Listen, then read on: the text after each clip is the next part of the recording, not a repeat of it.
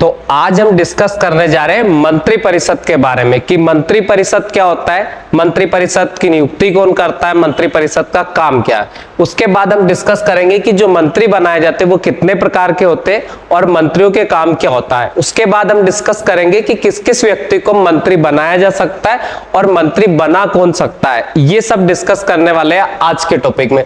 तो सबसे पहले हम बात करते हैं मंत्री परिषद क्या होती है। तो मंत्री परिषद की अगर हम बात करें तो आर्टिकल 74 के अनुसार, संविधान के आर्टिकल 74 के अनुसार मंत्री परिषद राष्ट्रपति को सलाह व सहायता देने के काम करती है। कहने का मतलब ये कि पहले आपने देखा होगा कि राजा महाराजाओं के पास एक मंत्री परिषद हुआ करती थी कि राजा अपने जो डिसीजन लेता था वो अपने मंत्री के आधार पर लेता था, जैसे उनको मंत्री सजेस्ट करता था उस आधार पर अपने डिसीजन लेता था। उसी प्रकार भारत में भी एक मंत्री परिषद की व्यवस्था की गई है और जो भारत के राष्ट्रपति होते हैं तो भारत के राष्ट्रपति मंत्री परिषद की सलाह के आधार पर अपने डिसीजन लेते हैं। अब मंत्री परिषद का जो प्रमुख होता है या मंत्री परिषद का जो प्रधान होता है वो कौन होता है? तो मंत्री परिषद का जो प्रधान होता है वो भारत का प्रधानमंत्री होता है। तो कहने का मतलब मंत्री परिषद का प्रधान प्रधानमंत्री होता है और मंत्री परिषद की सलाह के आधार पर भारत का राष्ट्रपति अपना कार्य करता है। अब मंत्री परिषद के बाद में हम बात करते हैं कि मंत्री कितने प्रकार के होते हैं, क्योंकि मंत्री परिषद में ही तो होते हैं मंत्री। अब मंत्री कितने प्रकार के होते हैं? तो कुल मिलाकर देखा जाए तो मंत्री 4 प्रकार के होते हैं। पहला होता है कैबिनेट मंत्री, दूसरे होते हैं राज्य मंत्री। अगर आप राज्य मंत्री, स्वतंत्र प्रभार और सामान्य राज्य मंत्री को देखें तो उस आधार पर आप 3 प्रकार के भी मंत्री बोल सकते हैं। तो पहला होता है कैबिनेट मंत्री, दूसरा होता है राज्य मंत्री स्वतंत्र प्रभार और राज्य मंत्री सामान्य, तीसरा होता है उप मंत्री। अब कुछ बच्चे राज्य मंत्री को ऐसा समझ लेते कि वो स्टेट वाले मंत्री होते, तो ये अलग बात है, स्टेट वाले मंत्री नहीं होते। सबसे पहले बात करते कैबिनेट मंत्री कौन होते हैं। तो कैबिनेट मंत्री ये मुख्य निर्णय लेने वाले मंत्री होते हैं और ये महत्वपूर्ण मंत्रालयों का संचालन करते हैं। मतलब कैबिनेट की जो बैठकों में भाग लेने वाले होते हैं, बड़े मंत्रालय जिनके पास होते हैं ये होते हैं कैबिनेट मंत्री, बड़े बड़े डिपार्टमेंट इनके पास होते हैं तो ये कैबिनेट मंत्री होते हैं और ये अपने मंत्रालयों का डिसीजन खुद ले सकते हैं।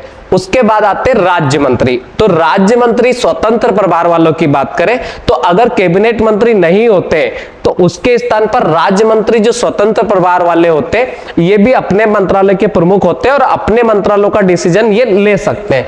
उसके बाद राज्य मंत्री जो सामान्य वाले होते हैं तो ये राज्य मंत्री होते ये कैबिनेट मंत्रियों की सहायता करते हैं और उनके अधीन कार्य करते हैं। कहने का मतलब जो राज्य मंत्री होते हैं वो कैबिनेट मंत्रियों के अंतर्गत आते हैं, मतलब उनकी सहायता करते पर ये अपना डिसीजन खुद नहीं ले सकते।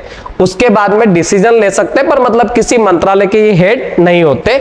और उसके बाद अगर हम बात करें कि उपमंत्री कौन होते हैं तो ये मंत्रियों की सहायता करते हैं और सामान्यतः वरिष्ठ मंत्रियों के अधीन ये कार्य करते हैं। तो इस आधार पर हम देखें तो मंत्री 4 प्रकार के होते हैं। मैंने बताया पहले मंत्री होते हैं कैबिनेट मंत्री, फिर होते हैं राज्य मंत्री स्वतंत्र प्रभार, फिर होते हैं राज्य मंत्री, फिर होते हैं उपमंत्री। अब हम बात करते कि इनको डीप में समझते हैं। सबसे पहले मैंने बता रहा हूं कैबिनेट मंत्री के बारे में। तो इनकी भूमिका क्या होती है?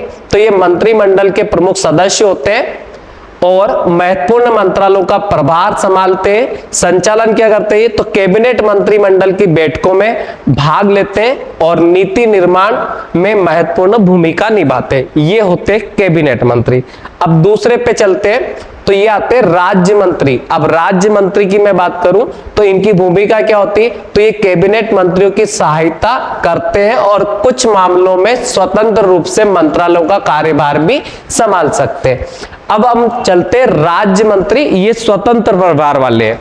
तो राज्य मंत्री स्वतंत्र प्रभार वालों की हम बात करें तो इन्हें किसी मंत्रालय का स्वतंत्र प्रभार दिया जाता है और वे सीधे प्रधानमंत्री को अपनी रिपोर्ट पेश करते हैं। कहने का मतलब ये इंडिपेंडेंट आ रहा है तो ये इंडिपेंडेंट है। जैसे कैबिनेट मंत्री होते हैं वैसे के वैसे आप स्वतंत्र प्रभार वाले मंत्री को भी बोल सकते हैं, बट कैबिनेट मंत्री का जो दर्जा होता है इनसे थोड़ा ऊंचा होता है। अब आते हैं अगले पे। तो ये उपमंत्री कौन होते हैं? तो भूमिका क्या है इनकी, ये मंत्री राज्य मंत्रियों और कैबिनेट मंत्रियों की सहायता करते हैं और आमतौर पर मंत्रालयों के कार्यों को सुचारू रूप से चलाने में सहयोग करते हैं। संचालन में क्या आएगा, तो इनका पद अपेक्षाकृत कनिष्ठ होता है और ये महत्वपूर्ण निर्णयों में प्रत्यक्ष रूप से शामिल नहीं होते हैं। तो ये थी मंत्री। तो ये मंत्री 4 प्रकार के थे, मंत्री परिषद अपन ने देख लिया। अब हम बात करते हैं कि जो मंत्री होते हैं इनकी नियुक्ति कौन करता है और कौन कौन व्यक्ति मंत्री बनाया जा सकता है। तो अगर हम बात करें आर्टिकल 75 के अनुसार प्रधानमंत्री की नियुक्ति करता है राष्ट्रपति। अब प्रधानमंत्री के परामर्श पर अन्य मंत्रियों की नियुक्ति की जाती है। मतलब जैसे कि अभी जो प्रधानमंत्री नरेंद्र मोदी 9 जून को जैसे ही शपथ लेंगे तो वो उनके लिए एक अपने मंत्री परिषद का गठन करेंगे। अब उस मंत्री परिषद में वो ये 4 टाइप के मंत्री चुन सकते हैं। अब किसी भी व्यक्ति को अगर मंत्री चुनना है तो प्रधानमंत्री के परामर्श पर मंत्री चुना जाएगा। अब प्रधानमंत्री के परामर्श पर जो मंत्री चुना जाएगा उसको शपथ कौन दिलाएगा, तो उसको शपथ भारत का राष्ट्रपति दिलवाएगा। ठीक है। अब उसका जो मंत्रालय डिसाइड कौन करता है, तो ये प्रधानमंत्री डिसाइड करेंगे कि किसी को रेल मंत्रालय दे देंगे, किसी को गृह मंत्रालय दे देंगे। तो मंत्रियों की नियुक्ति कौन करता है, तो मंत्रियों की नियुक्ति राष्ट्रपति करता है। किसके परामर्श पर, तो प्रधानमंत्री के परामर्श पर। अब अगर किसी मंत्री को उसके पद से हटाना है तो कौन हटा सकता है, राष्ट्रपति। पर किसके परामर्श पर, प्रधानमंत्री के परामर्श पर। कहने का मतलब प्रधानमंत्री के कहने पर किसी भी व्यक्ति को मंत्री बना सकते हैं और उसको उसके पद से हटा सकते हैं। अब किस किस व्यक्ति को मंत्री बना सकते हैं ये और देखते हैं। तो किसी भी व्यक्ति को मंत्री बनाया जा सकता है अगर वो संसद का सदस्य नहीं है तब भी उसे बनाया जा सकता है, चाहे वो लोकसभा का सदस्य हो, चाहे राज्यसभा का सदस्य हो या ना हो, तो भी बनाया जा सकता है। पर एक कंडीशन होती है कि 6 माह के अंदर उसे लोकसभा या राज्यसभा किसी भी एक सदन का सदस्य बनना जरूरी होता है। तो जैसे बहुत सारे सांसद चुनाव हार जाते हैं उसके बाद भी उनको मंत्री बने आपने देखा होगा। जैसे अगर हम बात करें स्मृति ईरानी की, तो 2014 में वो चुनाव हार गई थी, फिर भी उनको मंत्री बनाया गया था। तो ये कैसे पॉसिबल था, तो भैया किसी भी व्यक्ति को मंत्री बनाया जा सकता है, चाहे वो लोकसभा का सदस्य हो या राज्यसभा का सदस्य हो या ना हो। पर उसकी कंडीशन मैंने आपको बताई है कि 6 माह के अंदर उसे सदस्य बनना आवश्यक होता है। अब 6 माह के अंदर लोकसभा का चुनाव तो नहीं किया जा सकता, पर बहुत सारे उपचुनाव होते हैं लोकसभा में, जैसे कोई सीट खाली हो जाती वहां से चुन के आ सकता है, या फिर इन्हें राज्यसभा से भी सदस्य चुना जा सकता है।